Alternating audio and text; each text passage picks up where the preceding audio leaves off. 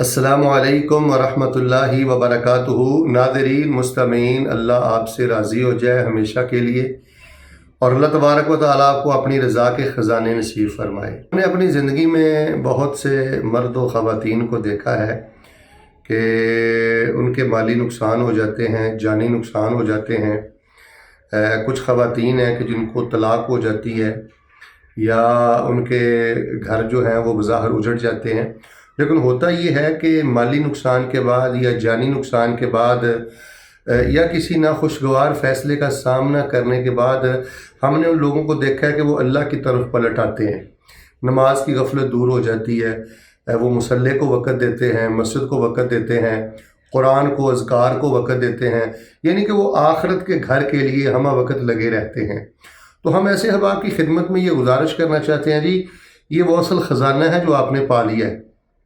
مالی نقصان کے بعد، جانی نقصان کے بعد، کسی ناخوشگوار فیصلے کے بعد اگر آپ اللہ سے جڑ گئے ہیں، مصلی سے جڑ گئے ہیں، مسجد سے جڑ گئے ہیں، دنیا سے آپ کا دل چاٹ ہو چکا ہے اور آپ ہمہ وقت آخرت کے لیے لگے رہتے ہیں، تہجد ہے، فجر ہے، اشراق ہے، ذکر اور اذکار ہیں، تو یہی اصل کامیابی ہے۔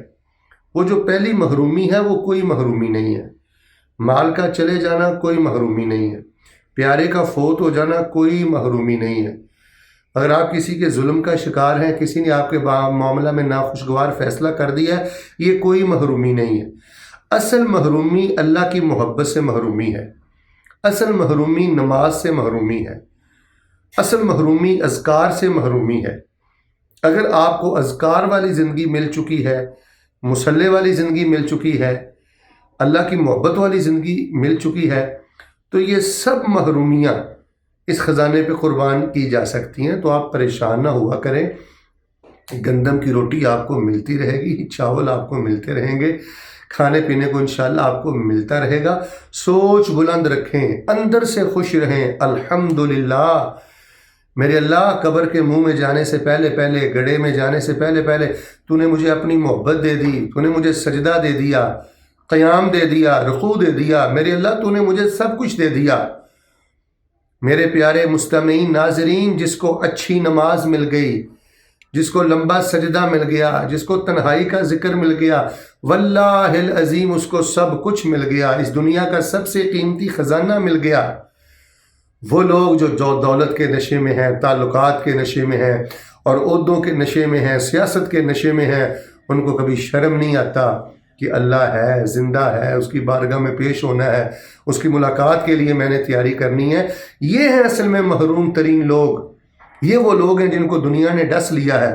تو المختصر ہمارا میسج یہ ہے کہ وہ لوگ کہ جن کو عروج کے بعد بظاہر وہ خود کو زوال میں دیکھتے ہیں، نقصان میں دیکھتے ہیں، لیکن اس چوٹ نے ان کو اللہ کے ساتھ جوڑ دیا ہے، اس چوٹ نے ان کو اللہ کی محبت دے دی ہے، مصلی دے دی ہے، مسجد دے دی ہے، اللہ کا تعلق دے دیا ہے۔ میں نے کئی مطلقہ عورتوں کو دیکھا ہے، بیوہ عورتوں کو دیکھا ہے کہ وہ آخر عمر میں اپنے اللہ کے ساتھ چمٹ گئیں، اپنے اللہ کے ساتھ لپٹ پڑیں، اپنے اللہ کی طرف دوڑ آئیں۔ تو یہ اصل میں کامیابی ہے، یہ کوئی محرومی نہیں۔ اصل محرومی مصلی سے، نماز سے، مسجد سے دور رہنے والی محرومی ہے، اور اگر آپ نے یہ خزانہ پا لیا ہے تو آپ نے سب کچھ ہی پا لیا ہے، آپ سے بڑا کوئی کامیاب نہیں ہے۔ خوش رہیں، خوش رکھیں، اور اللہ سے پر امید رہیں، اور یقین رکھیں کہ انشاءاللہ اللہ آپ کو دونوں جہانوں کی برکتوں سے ضرور نوازے گا۔